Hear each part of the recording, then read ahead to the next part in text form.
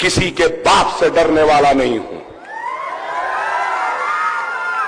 ना ही कल के चाय वाले से डरने वाले, ना ही कोई योगी फोगी से डरने वाले हैं। अरे किसी से नहीं, हम अल्लाह से डरने वाले हैं, अल्लाह को मानने वाले हैं। इज्जत, जिल्लत, शोहरत, मौत और हयात सब रब्बुल आलमीन के हाथ है। मोदी जी के लिए पूरा भारत एक है, पूरा भारत उनका परिवार है और केसीआर के लिए अपना परिवार ही तेलंगाना हो गया है। यही अंतर है। एमआईएम के लिए तो दो भाई के अलावा तीसरा कोई है ही नहीं और किसी के बारे में सोच ही नहीं सकते, हमेशा उल्टा ही बोलेंगे। दोस्तों नमस्कार। खास तौर से महाराष्ट्र और बिहार के विधानसभा चुनाव हो जाने के बाद भारतीय जनता पार्टी पर लगने वाले इस तरह के आरोपों में अब बढ़ोतरी हो रही है, जिसमें बीजेपी को लेकर यह कहा जाता है कि वह मुसलमानों को पसंद नहीं करती, उन्हें चुनाव में अपना उम्मीदवार नहीं बनाती, उन्हें टिकट नहीं देती है। जबकि यही बीजेपी बात करती है सबका साथ, सबके विकास और सबके विश्वास की। बीजेपी के नेता यह आरोप लगाते हैं असदुद्दीन ओवैसी की पार्टी एआईएमआईएम पर कि वह कट्टरता बढ़ाने का काम करती है, लेकिन एआईएमआईएम इससे कोई भी इत्तेफाक नहीं रखती। एआईएमआईएम के नेताओं का कहना है कि वो सबको साथ लेकर चलना पसंद करते हैं और इसलिए वे चुनाव में हिंदुओं को भी टिकट देते हैं। दरअसल हुआ यह है दोस्तों कि बिहार चुनाव के बाद एआईएमआईएम मुसलमानों की राष्ट्रीय स्तर की पार्टी बनती हुई दिखाई दे रही है, या एक तरह से कहें तो उभरती जा रही है। और असदुद्दीन ओवैसी इस समुदाय के सबसे बड़े लीडर के तौर पर स्थापित हो रहे हैं, क्योंकि देखा गया है कि असदुद्दीन ओवैसी का जो राजनीतिक आधार है, जो उनका बेस है, वह मुस्लिम वोटों पर ही टिका हुआ है। और इसीलिए उनके बारे में कहा जाता है कि वे ऐसी सीटों पर ही अपने प्रत्याशी उतारते हैं जहां पर मुस्लिम वोट बैंक निर्णायक भूमिका में रहते हैं।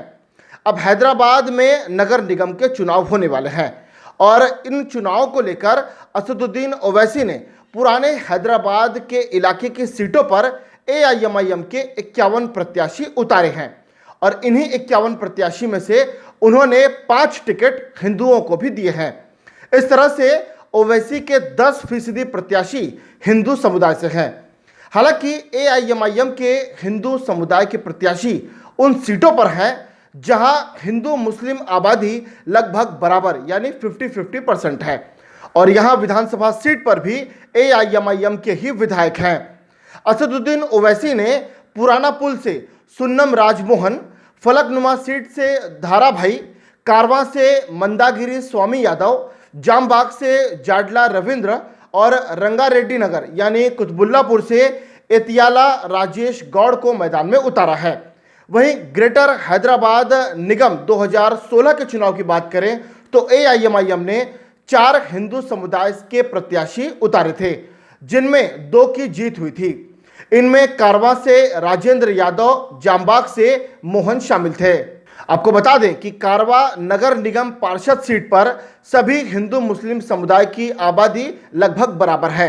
यहां पर बीजेपी से लेकर टीआरएस और कांग्रेस ने हिंदू प्रत्याशी उतारे हैं, तो असदुद्दीन ओवैसी ने भी हिंदू उम्मीदवार उतारकर मुकाबले को दिलचस्प बना दिया है। वहीं फलकनुमा सीट अनुसूचित जाति की महिला के लिए रिजर्व है, जिसके चलते एआईएमआईएम को यहां से अनुसूचित जाति की महिला को ही उतारने का विकल्प था।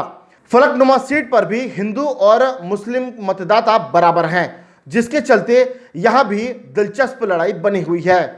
अब राम की जन्मभूमि के जिले को लोग फैजाबाद से पहचानते थे, हम लोग आए, हमने अयोध्या नाम कर दिया। अगर फैजाबाद अयोध्या हो सकता है, भाइयों बहनों, अगर इलाहाबाद प्रयागराज हो सकता है तो हैदराबाद भी भाग्यनगर फिर से बन सकता है और उसी भाग्यनगर के भाग्य को बनाने के लिए चुनाव है। कि इलेक्शन उन लोगों को जवाब देने के लिए मैं आपको अली का वास्ता देकर कह रहा हूं कि आपको जवाब देना पड़ेगा उन ताकतों को जो शहर हैदराबाद के नाम को तब्दील करना चाहते हैं। आखिर क्यों तुमको इतनी तकलीफ हो रही है लफ्ज हैदर से? आखिर तुमको क्या हो जाता है जब हैदराबाद का नाम सुनते हैं? दोस्तों, बात कर लेते हैं हैदराबाद में हुए 2016 के चुनावी नतीजों की। साल 2016 के ग्रेटर हैदराबाद नगर निगम चुनाव में टीआरएस ने 150 वार्डों में से 90 वार्ड में जीत दर्ज की थी, जबकि एआईएमआईएम ने 60 सीटों में से 44 पर जीत दर्ज की थी। वहीं बीजेपी ने महज 3 नगर निगम वार्ड में जीत दर्ज की थी और कांग्रेस को महज 2 वार्डों में ही जीत मिली थी। इस तरह से ग्रेटर हैदराबाद इलाके में केसीआर और पुराने हैदराबाद में ओवैसी की पार्टी ने कब्जा जमाया था। अब जानते होंगे कि एआईएमआईएम का गठन साल 1927 में हुआ था और शुरुआती दौर में ये पार्टी केवल तेलंगाना तक ही सीमित थी। 1984 से ये पार्टी लगातार हैदराबाद लोकसभा सीट से जीतती आ रही है। तेलंगाना विधानसभा चुनाव में साल 2014 में पार्टी ने 7 सीटें जीती थी और साल 2014 के महाराष्ट्र विधानसभा चुनाव में इस पार्टी ने 2 सीटें जीती। तेलंगाना और महाराष्ट्र के बाद पार्टी की बिहार में जीत हुई है। यहां पर एआईएमआईएम ने 5 सीटें जीती हैं। बीजेपी, टीआरएस, कांग्रेस, टीडीपी, कोई भी हो, सुन लो, तुमसे डरने या घबराने वालों का नाम मजलिस इत्तेहादुल मुस्लिमीन नहीं है। ना तुमसे घबराते ना तुमसे डरते। अकबरुद्दीन ओवैसी जेल जाने तैयार है, हाथों में हथकड़ियां पहनने तैयार है, पैरों में बेड़ियां पहनने तैयार है, अपने सीने पे गोलियां खाने तैयार है, पुलिस की लाठियां खाने तैयार है, लेकिन अल्लाह उसके रसूल की कसम तुम्हारे सामने झुकने को तैयार नहीं है। हालांकि एआईएमआईएम को जहां भी जीत मिली है वो सभी मुस्लिम कैंडिडेट थे और मुस्लिम बहुल सीटों पर ही उन्हें जीत मिली है।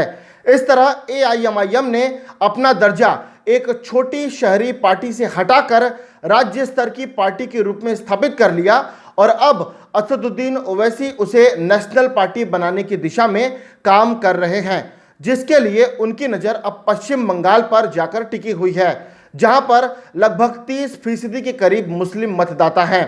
इसके अलावा देखें तो असदुद्दीन ओवैसी की पार्टी के सभी प्रदेश अध्यक्ष भी मुस्लिम हैं। महाराष्ट्र से लेकर यूपी तक ओवैसी जय भीम का नारा भी दे चुके हैं, जिसका मतलब साफ है दलित और मुस्लिम एकता।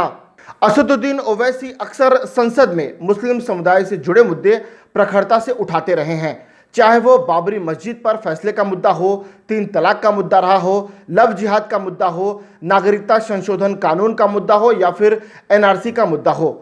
असदुद्दीन ओवैसी सड़क से लेकर संसद तक अपनी आवाज़ उठाते जा रहे हैं और अब उनकी कोशिश है कि एआईएमआईएम राष्ट्रीय स्तर की पार्टी बन जाए और इसके लिए वे कोशिश कर रहे हैं। लेकिन बीजेपी के हैदराबाद नगर निगम चुनाव में दिलचस्पी बढ़ जाने के बाद से यहां पर अब कांटे की टक्कर दिखाई दे रही है।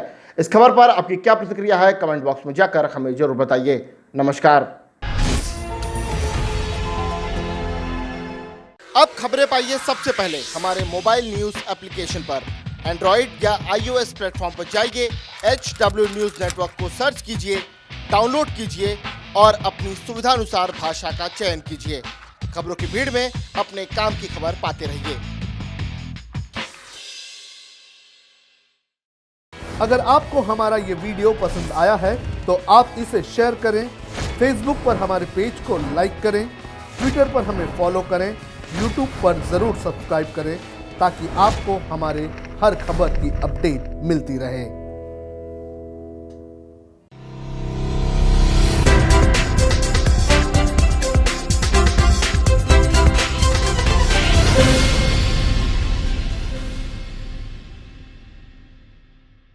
अब खबरें पाइए सबसे पहले हमारे मोबाइल न्यूज एप्लीकेशन पर।